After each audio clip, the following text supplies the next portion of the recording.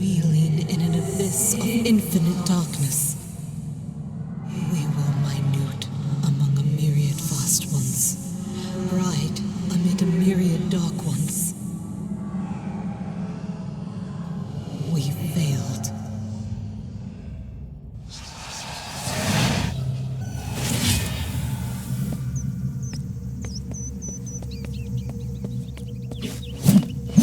Alright, so this is going to be a quick review of an absolute gem of an indie game that came out this summer on Steam. The game is called Amid Evil, and it was a creation of two longtime friends who started out doing Doom mods back in the 90s. For those who aren't aware, in the past few years there's been a wave of retro FPS games inspired by some of the classics of the mid to late 90s. For example, there's Dusk, which is highly reminiscent of the original Quake.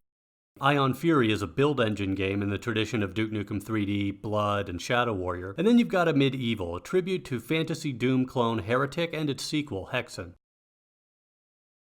While I have to admit I wasn't too impressed with Dusk, Amid Evil was a totally different story.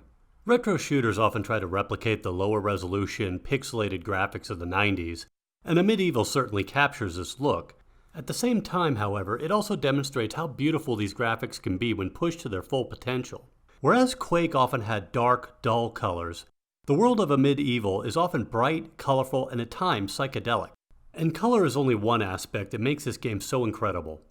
The other key element is level design, both in terms of gameplay and architecture. These elements all combine to give the player the impression of exploring and fighting through mesmerizing fantasy landscapes, cyclopean cities, and locations whose architecture and geometry seem to defy all logic and physical laws.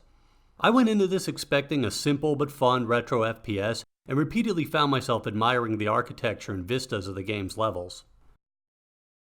The game is light on plot, so here's the gist, spoilers and all. You're an unnamed protagonist called the Champion, who completed this challenge and are rewarded with a battle axe that lets you travel between dimensions. And it's a good thing too, because as it turns out, all the known dimensions have been taken over and corrupted by an evil force. There you go. Now that we got the extensive lore out of the way, on to the game's bread and butter, the combat. In line with games like Heretic and Hexen, most of your fighting is done with magical ranged weapons. You start out with your battle axe, which pulls in enemies while you swing it. Next comes the Staff of the Azure Orb, which shoots water-based projectiles that will home in on enemies.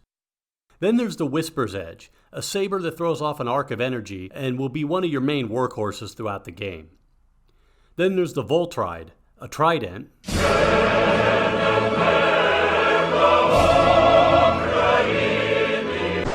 No, not like that. Unfortunately, that one doesn't shoot lightning like the Voltride. The Voltride is your rapid-fire weapon, but it can also hit multiple enemies with chain lightning. Now, your rocket launcher in this game is probably one of the most original weapons in an FPS game. Gameplay-wise, it's just your standard Quake-type rocket launcher, except this thing launches planets. That's right, it's called the Celestial Claw, and what it does is snatch random planets out of the universe, shrinks them, and launches them as explosive projectiles. And yes, you can occasionally destroy the Earth, and you'll get a little message saying you blew up the Earth every time it happens.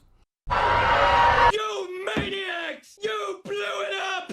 But the wider implication here is that many of the other planets the Celestial Claw is plucking out of space could also be inhabited as well. Therefore, your hero is far deadlier than the Death Star.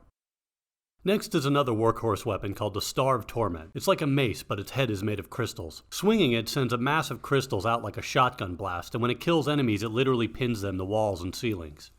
Then there's the Aeternum. Now I have to say the design of this weapon is a little uninspired, but the effects are impressive. Basically, it's your BFG. All weapons use colored mana for ammo. 2 use blue, 2 use green, the Celestial Claw uses orange, and the Aeternum uses purple. As you kill enemies, you pick up souls, and when you have enough of them, you can enter something called Soul Mode. This is basically like the power-up from Heretic known as the Tome of Power, which upgrades your weapon's attacks while active. The axe turns into a spinning propeller that sucks in and destroys enemies.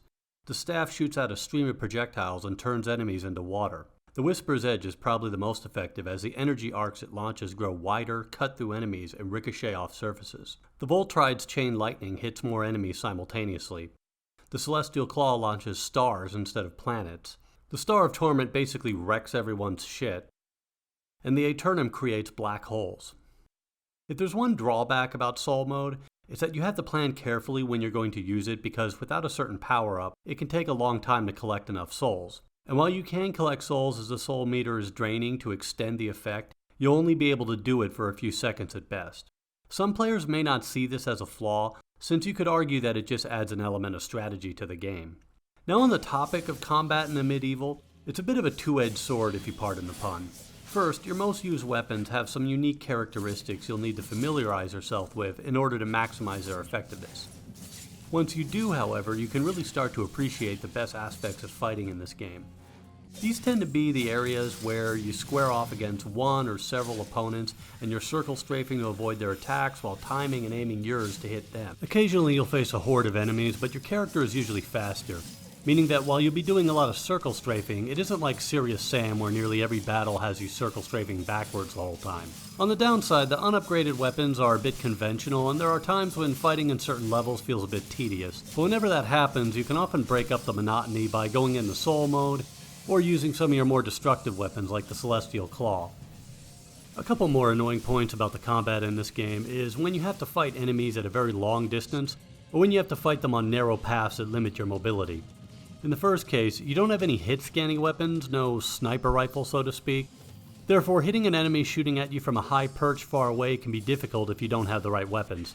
Luckily, your Azure Staff, though it is slow and weak, is effective against long-distance enemies and flying enemies thanks to its projectile's homing ability. In the second case, there's little you can do about the sections where you have to dodge attacks while walking along narrow paths. But at least there's no falling damage in this game, so if you do fall, it often just means you have to retrace your steps. The game starts you off in a sort of hub world similar to the episode select level in the original Quake. There are 7 worlds in all, each with 4 levels, the 4th always being a boss level.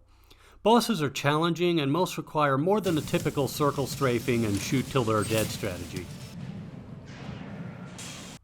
As for the worlds themselves, all of them have a particular theme and their own set of enemies. And speaking of themes, the game is accompanied by an epic score that often kicks into high gear during key points in the levels.